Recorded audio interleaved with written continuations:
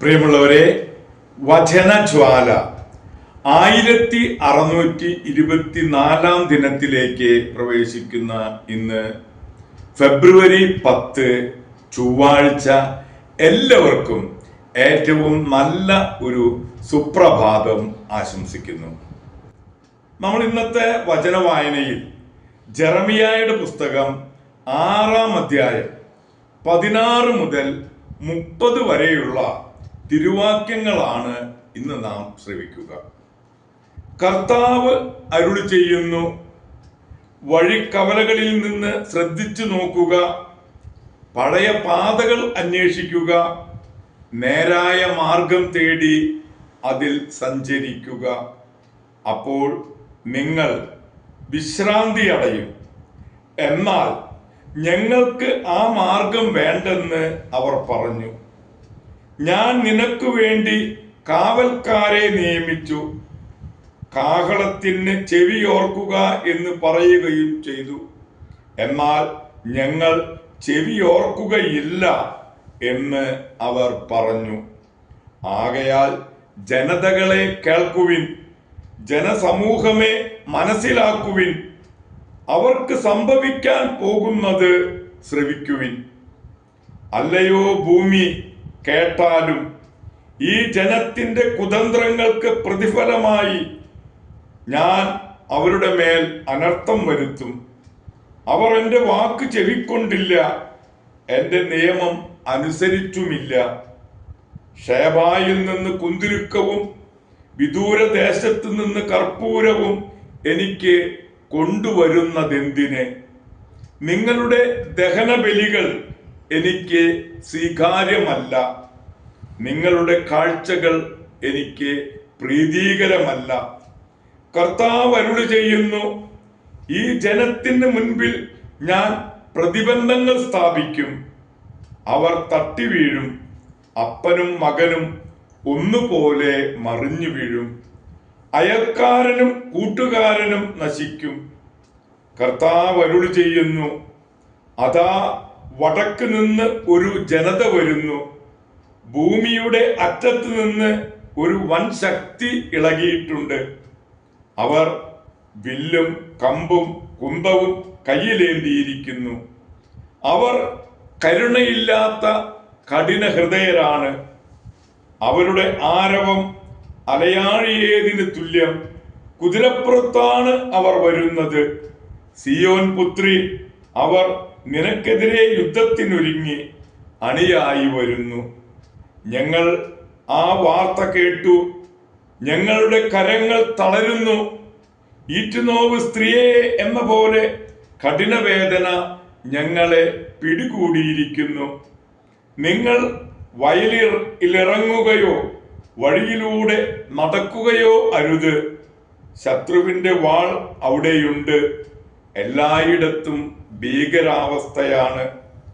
എന്റെ ജനത്തിന്റെ പുത്രി, നീ ചാക്കെടുത്ത് ചാരത്തിൽ ഉരുളുക.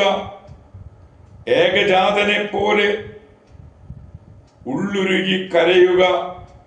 ഇതാ വിനാശകൻ നമ്മുടെ നേരെ വന്നു കഴിഞ്ഞു. എന്റെ ജനത്തിന്റെ മാറ്റുരച്ചു നോക്കി അവരുടെ മാർഗം മനസ്സിലാക്കുന്നതിന് ഞാൻ നിന്നെ സംശോധകനായി നിയോഗിച്ചിരിക്കുന്നു. അവർ പയറ്റിത്തെളിഞ്ഞ കലാപകാരികളാണ്. അവർ മിഥ്യാഭിവാദം പരത്തുന്നു. പിച്ചളയും ഇരുമ്പും പോലെ കഠിന ഹൃദയരാണവർ. അവർ ദുഷ്കൃത്യങ്ങളിൽ മുഴകുന്നു.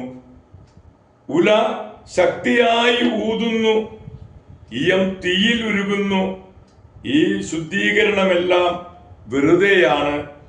എന്തെന്നാൽ ദുഷ്ടന്മാർ നീക്കം ചെയ്യപ്പെടുന്നില്ല. കർത്താവ് തള്ളിക്കളഞ്ഞിരിക്കുന്നത് കൊണ്ട് വെള്ളിക്കിട്ടം എന്നാണ് അവർ അറിയപ്പെടുന്നത്. ദൈവത്തിന്റെ തിരുവചനമാണ് നാം ശ്രവിച്ചത്. പ്രിയമുള്ളവരെ, ആഗോള കത്തോലിക്ക സഭയിൽ ഇന്ന് കന്യകയായ വിശുദ്ധ സ്കൊളാസ്റ്റിക്കായെ അനുസ്മരിക്കുന്ന പൊൻസുദിനം. സുപ്രസിദ്ധനായ വിശുദ്ധ ബെനഡിക്റ്റിന്റെ സഹോദരിയാണ് സ്കോളാസ്റ്റിക്ക. കുലീനമായ ഇറ്റാലിയൻ കുടുംബത്തിൽ ജനനം. ബെനഡിക്റ്റ് താമസിക്കുന്ന മോന്തെ കസീനോയിലേക്ക് മാറ്റിയപ്പോൾ അതിനടുത്തേക്ക് തന്നെ സ്കോളാസ്റ്റിക്കയും താമസം മാറ്റി. ബെനഡിക്റ്റിന്റെ ആശയങ്ങളോട് ചേർന്ന് ദൈവസ്തുതികൾ ആലപിക്കുകയും അനേകം സ്ത്രീ ജനങ്ങളെ സുഹൃത ജീവിതത്തിലേക്ക് ആനയിക്കുകയും ചെയ്തു.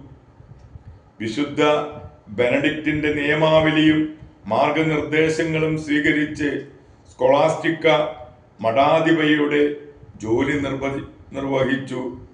കൊല്ലത്തിലൊരിക്കൽ സ്വസഹോദരനെ സന്ദർശിച്ച് ഉപദേശവും സ്വീകരിച്ചിരുന്നു.